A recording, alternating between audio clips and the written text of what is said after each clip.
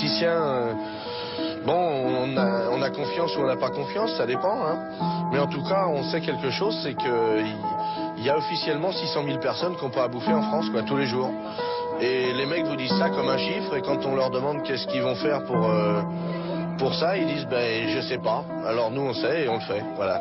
On est dans la merde. C'est-à-dire que moi, personnellement, ça va, j'ai gagné du pognon et je le dis tout le temps et j'en ai rien à foutre, je vais me tirer. Mais pour ceux qui sont obligés de rester, c'est vraiment le bordel. C'est vraiment pas bien. Il y a une pyramide sociale où il y a un mec qui est en haut tout seul. Giscard, on dirait il y a du vent en ce moment-là. Parce qu'il y a beaucoup de mecs qui veulent sa place. Et plus on descend, plus on est nombreux. Et quand on arrive en bas, on est vraiment dans la merde.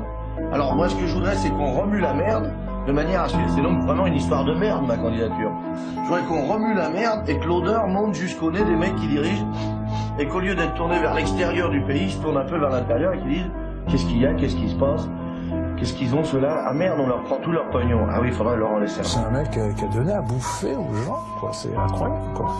Qui a trouvé l'idée de, bon, par sa notoriété évidemment, mais il avait d'un seul coup propulsé, putain, on va donner à manger à tout le monde, bordel.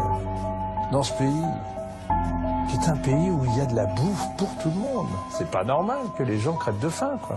On a eu du rab. On en a eu un peu plus que prévu. Alors on vous a amené le reste. Il est donc allé voir l'abbé Pierre, à qui il a remis un chèque d'1 million de francs. C'est vous dire, tout ce que les Français avaient donné, c'est de vous dire à quel point Coluche tapait juste. Les Français étaient tout à fait sensibles au fait que c'était pas normal qu'on puisse mourir de faim en France. Alors pour les hommes politiques, j'ai aussi un message, c'est ça. Et puis pour ce que je crois à leur sincérité, j'ai un autre message, c'est ça.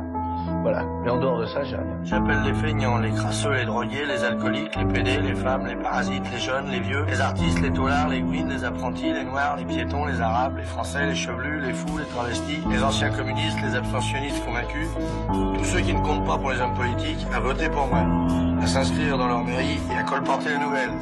Tous ensemble pour leur foutre au cul avec Coluche, le seul candidat qui n'a pas de raison de mentir. Je me suis trouvé dans une situation avec les Restaurants du Cœur où ils m'ont tous fait des promesses, tu vois. Et puis maintenant, je les vois, quoi, les promesses, tu vois. Donc si tu veux, je vais les regarder. Ce fait d'en parler, c'est que ça me fait pleurer. Je peux pas vous dire pourquoi. C'est que c'est pas possible de perdre quelqu'un comme ça. Et que la mémoire revient instantanément, c'est-à-dire ce coup de téléphone où j'ose pas poser la question, mec. Et le dernier me dit, il est mort.